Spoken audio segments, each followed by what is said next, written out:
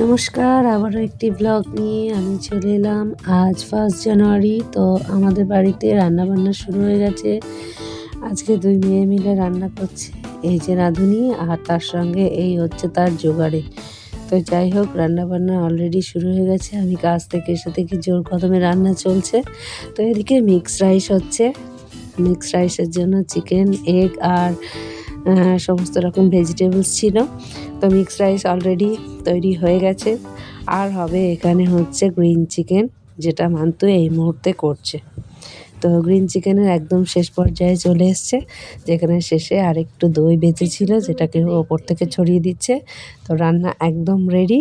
এইবার আমরা খাওয়া দাওয়া করব।